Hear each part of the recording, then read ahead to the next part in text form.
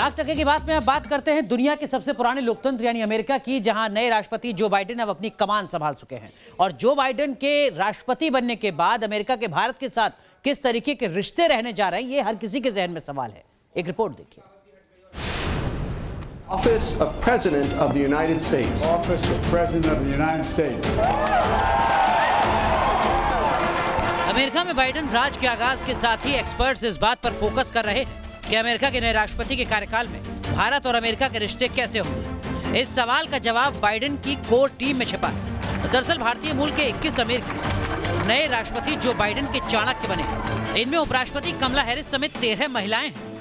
Team Biden में नीरा टंडन को office of management और बजट की जिम्मेदारी सौंपी गई है। वनीता गुप्ता को डिपार्टमेंट ऑफ जस्टिस में एसोसिएट अटॉर्नी जनरल की जिम्मेदारी दी गई है। उजरा जिया को सिविलियन सिक्योरिटी, डेमोक्रेसी और ह्यूमन राइट्स विभाग की जिम्मेदारी सौंपी गई है। टीम बाइडेन में सबरीना सिंह फर्स्ट लेडी की प्रेस सेक्रेटरी होंगी, जबकि Ayesha Shah white house office of digital strategy में पार्टनरशिप मैनेजर की जिम्मेदारी संभालेंगी। समीरा फजली को यूएस नेशनल इकोनॉमिक काउंसिल में डिप्टी डायरेक्टर की जिम्मेदारी दी गई है।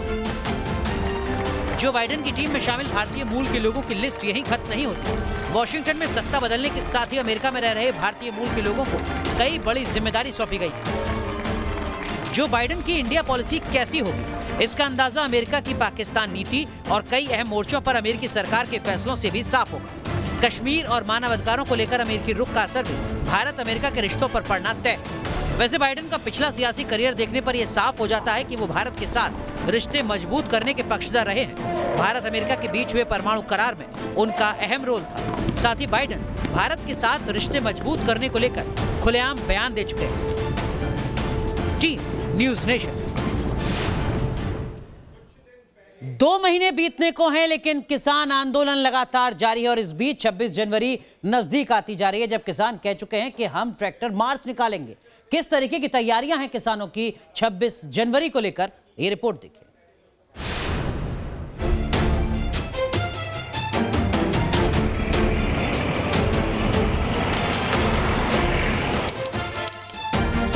ट्रैक्टर तो अपने आप आना शुरू हो गया भैया। अरे गोली भी खाएंगे, पत्थर भी खाएंगे। कि ये कानून है, इनको जल्दी से जल्दी रद्द किया जाए। लड़ाई आर और पार की होगी।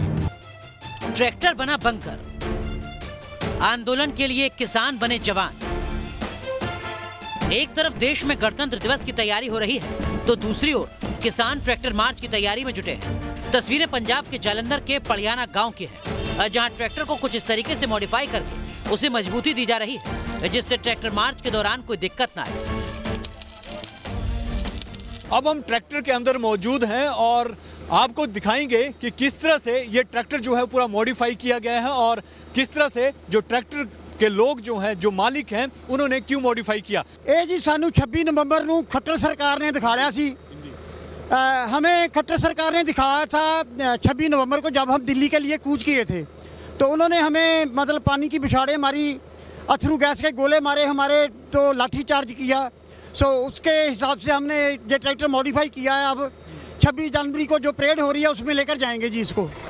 ये कहानी पंजाब के सिर्फ एक गांव की नहीं है, हर उस जगह की है जहां से किसान दिल्ली कूच करने वाले हैं, क्योंकि किसान अपनी जिद पर अड़े हैं कि 26 जनवरी को वो दिल्ली के बाहरी रिंग रोड पर ट्रैक्टर रैली निकालेंगे।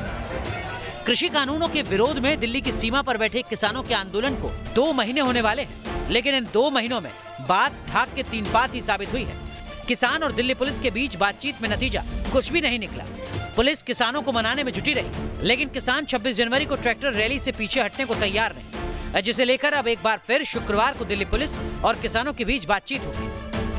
निर्णय जो भी हो, हमारी जो नेशनल कोऑर्डिनेशन कमेटी है, जो भी वो निर्णय लेगी, हम उसके लिए तत्पर रहेंगे। पहले हमारी एमएसपी पे कानून बनाने की गारंटी दे दें, बाकी बात हो जाएगी। हमारा कहना तो ये है जी, हम तो शेर की सवारी करने वाले हैं और शेर सवारी देने के लिए तैयार है और हम इस पर सवारी। ये जो प्रपोजल सरकार ने दिया, उससे लगा कि सरकार का रुख जो है अब नरम पड़ा है किसानों की तरफ। का रुख बिल्कुल नरम है, सरकार का बिल्कुल रुख नरम है और सरकार इस बात को मान के रहेगी। अब हमें भी कुछ संभावना दिखने लगी है और जैसा कमेटी के निर्णय पीछे हटने के लिए आप तैयार हो रहे हैं? नहीं, हम पीछे देने के लिए बिल्कुल तैयार नहीं है। 18 महीना क्या, अगर 18 साल भी हो जाएंगी तो किसान यहाँ से हटने वाला नहीं है। उधर कृषि कानून पर सरकार और किसान दोनों अड़े हैं। नौबत यहाँ तक आ चुकी है कि जब देश और दुनिया की निगाहें गणतंत्र दिवस पर टिकी होंगी तो किसान भी अपनी हुंकार भरेंगे। ट्रैक्टर रैली निकालकर सरकार भले ही कृषि कानून को नए हिंदुस्तान की तकदीर और तस्वीर बदलने वाला बता रही हो, लेकिन किसान कानून को रद्द करने की मांग पर अड़े हैं। नौबत यहाँ तक आ चुकी है कि मामला सर्वोच्च अदालत की चौखट तक पहुँच गया, लेकिन समाधान बातचीत से आगे नहीं बढ़ पा रहा। Team news nation. अब बात कोरोना वैक्सीन की। दरअसल में कोरोना वैक्सीनेशन को लेकर आज दो परेशान करने वाली खबर आई। एक तो खबर ये कि सीरम इंस्टीट्यूट की जो बिल्डिंग है उसमें आग लगी, वहीं दूसरी तरफ खबर ये भी आई कि कोरोना वैक्सीन की हजारों डोज बर्बाद हो रही हैं।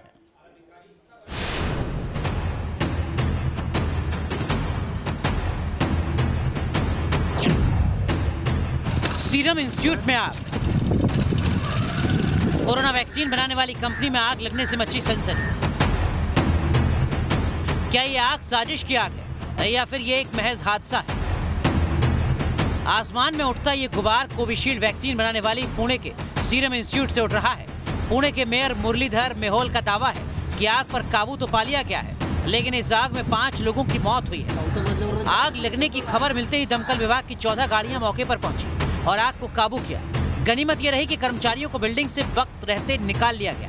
सबसे बड़ी बात यह कि सीरम इंस्टीट्यूट की जिस नई बिल्डिंग में आग लगी है उसमें कोविशील्ड का टीका नहीं बनता। जानकारी के मुताबिक सीरम इंस्टीट्यूट के गेट नंबर 1 पर मंजरी प्लांट है, आग यहीं लगी। वहीं गेट नंबर 3, 4 और 5 पर मौजूद प्लांट में कोविड वैक्सीन का निर्माण और भंडारण किया जाता है। ये तीनों गेट हादसे वाली जगह से एकदम उल्टी दिशा में है। मतलब कोरोना की वैक्सीन के उत्पादन और भंडारण पर आग का कोई असर नहीं पड़ेगा। सूत्रों के मुताबिक मंजरी प्लांट में इस वक्त बीसीजी वैक्सीन बनाने का काम चल रहा था। हालांकि अधिकारियों का कहना है कि इमारत में बीसीजी वैक्सीन का ज्यादा भंडारण नहीं था, जिससे बड़ा नुकसान नहीं हुआ।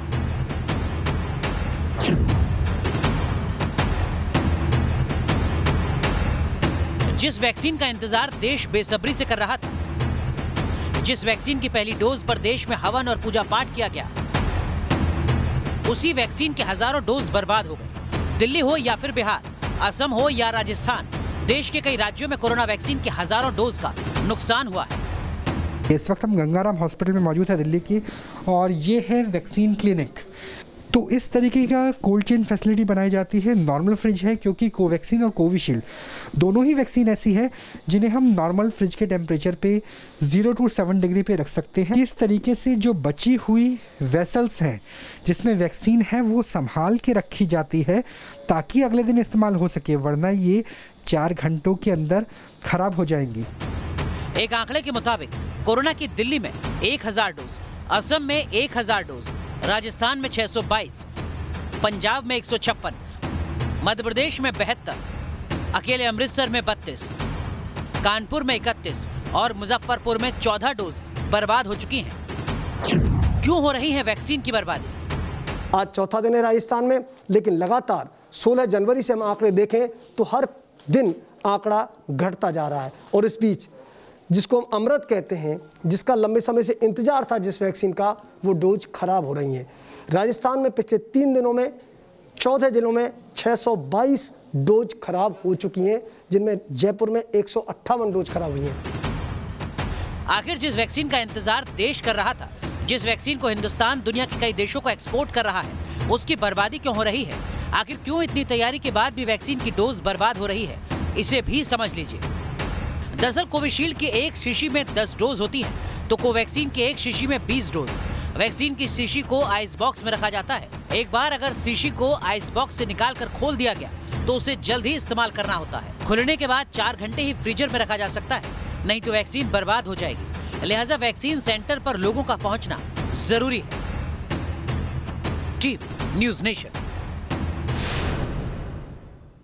तो सीरम इंस्टीट्यूट में जो आग लगी है उसमें 5 लोगों की जान जा चुकी है। इस वक्त की क्या कुछ अपडेट है, सीधा रुख करते हैं ग्राउंड जीरो पर। हमारी सहयोगी श्वेता घुमसे हमारे साथ जुड़ रही हैं पुणे से, सीरम इंस्टीट्यूट से। श्वेता, इस वक्त की क्या कुछ अपडेट है? क्या आग पर काबू पाया जा चुका है? क्या रेस्क्यू पूरी तरीके से हो चुका है? श्वेता। देखिए अनुराग, चिंता की बात इस वक्त है क्योंकि पूरे देश और दुनिया की जो नजरें हैं वो सीरम इंस्टीट्यूट पर है। और ऐसे वक्त में दोपहर में यदि बात करूं तो 1:30 बजे तकरीबन ये आग लगी है। 5 से 6 मंजिला बड़ी इमारत है। आपको बता दें कि 1962 में जब सीरम इंस्टीट्यूट का निर्माण हुआ था तब उम्मीदें लोगों को बढ़ती हुई नजर आ रही थी, क्योंकि बहुत ही बेहतर फार्मास्यूटिकल ये इंस्टीट्यूट है। और इसके साथ यदि आपको बता दूं कि किस तरह से यहाँ पर आज हादसा हुआ है, आप अंदर की जो खबरें हैं, अंदर की जो विजुअल्स है वो हमने आप तक पहुंचाए हैं। खासतौर पर अंदर किस तरह से अफरा तफरी का माहौल था। और इसी के साथ अब जो पुष्टि हुई है, 5 लोगों की मौत की खबर सामने आई है और कई लोग ऐसे हैं जो घायल है। नोबल अस्पताल जो यहाँ से निजी अस्पताल है, वहां पर इन लोगों को भेजा गया है। लेकिन जानकारी जो है वो आधार पुनावाला जो सीईओ है सीरम इंस्टीट्यूट के, उन्होंने साफ तौर पर कहा था कि कोई भी जनहानि नहीं है। लेकिन जिस वक्त फायर ब्रिगेड के श्वेता, बहुत संक्षेप में, क्या आज के इस हादसे से कोरोना के वैक्सीन प्रोडक्शन पर कोई असर पड़ेगा आने वाले वक्त में? बहुत संक्षेप में। अनुराग, देखिए, स्पष्ट तौर पर ये बताना चाहूँ कि जहाँ पर आग लगी थी वहाँ से महज 1 किलोमीटर दूरी पर वैक्सीन का प्रोडक्शन हो रहा है, वैक्सीन का निर्माण हो रहा है। लेकिन भविष्य में इसी बिल्डिंग में पूरी तरह से वैक्सीन रखी जानी है। ठीक है, तो वैक्सीन के प्रोडक्शन पर असर नहीं पड़ेगा। बहुत बहुत शुक्रिया श्वेता जुड़ने के लिए इस वक्त पुणे से हमारे साथ सीरम इंस्टीट्यूट से। चलिए आगे बढ़ते हैं और अब बात करते हैं ऑनलाइन धोखाधड़ी की। जी हाँ, अगर आप भी ऑनलाइन किसी सामान को मंगाते हैं तो 2 बार सोचने और समझने की जरूरत है। खासकर मुंबई से जो ये रिपोर्ट सामने आई है, इसको देखने की जरूरत है।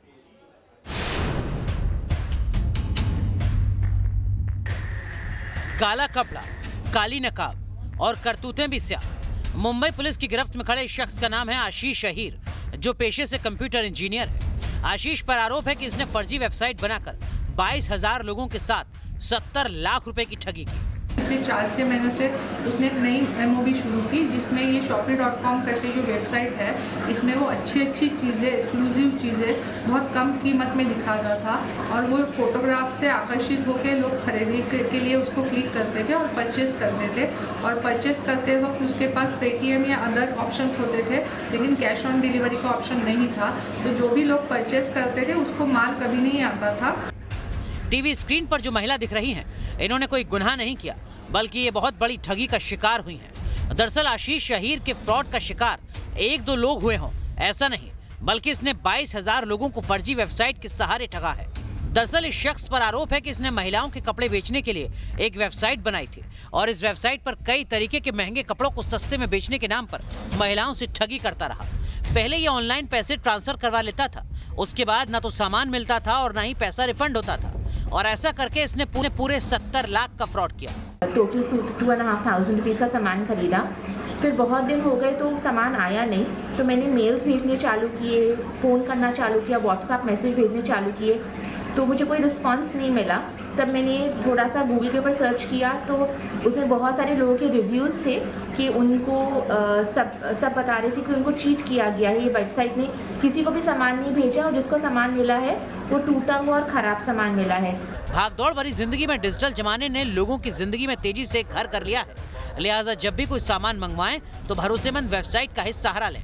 यही नहीं, बैंक के लेन देन में भी सावधानी बरतें। कोई भी लिंक खोलते वक्त बहुत सावधानी बरतें, नहीं तो आप भी हो सकते हैं फ्रॉड का शिकार। फर्जी ऑनलाइन शॉपिंग वेबसाइट्स के माध्यम से जब कोई फर्जीवाड़ा होता है तो यहाँ रकम आमतौर पर लाखों में नहीं होते। यही वजह है कि कंप्लेनेंट इसकी कंप्लेन नहीं करता और इसका फ़ायदा उठाते हैं ये फ्रॉड, जो देश भर के लोगों को अपने झांसे में लेते हैं और उनके साथ चीटिंग करते हैं। वीडियो जर्नलिस्ट अनिल शिंदे के साथ पंकज मिश्रा, न्यूज़ नेशन, मुंबई। अब बात उत्तर प्रदेश की, जहां 2 दिन के दौरे पर बीजेपी अध्यक्ष जेपी नड्डा पहुंच चुके हैं। वहीं दूसरी तरफ कांग्रेस की नेता प्रियंका गांधी अपने सियासी संघर्ष के कैलेंडर बंटवा रही हैं।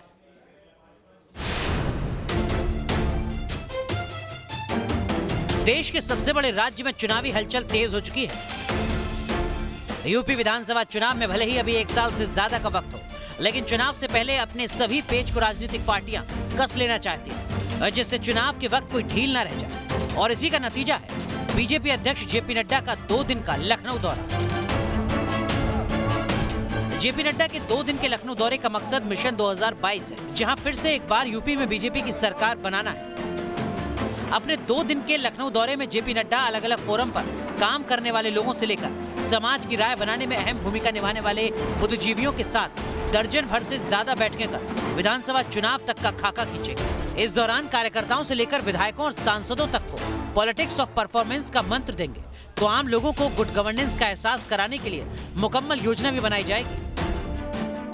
यूपी की लड़ाई में अभी बहुत सी अंगड़ाई बाकी है। बीजेपी फिर से सत्ता पर काबिज होना चाहती है, तो एसपी और बीएसपी इस लड़ाई में कहीं से चूक नहीं करना चाहती। कांग्रेस भी कोशिश भरपूर कर रही है, लेकिन इस विधानसभा चुनाव पर नजरें नए सियासी समीकरण पर भी रहने वाली है, जिसकी शुरुआत एआईएमआईएम अध्यक्ष असदुद्दीन ओवैसी और सुहेलदेव भारतीय समाज पार्टी के मुखिया ओम प्रकाश राजभर की मुलाकात ने कर दी। लखनऊ से अविनाश सिंह के साथ chief news nation. BSE Sensex आज पहली बार 50,000 के लेवल को पार कर गया। इसके साथ ही स्टॉक मार्केट में निवेशकों की वेल्थ करीब 200 लाख करोड़ रुपए पहुंच गई है।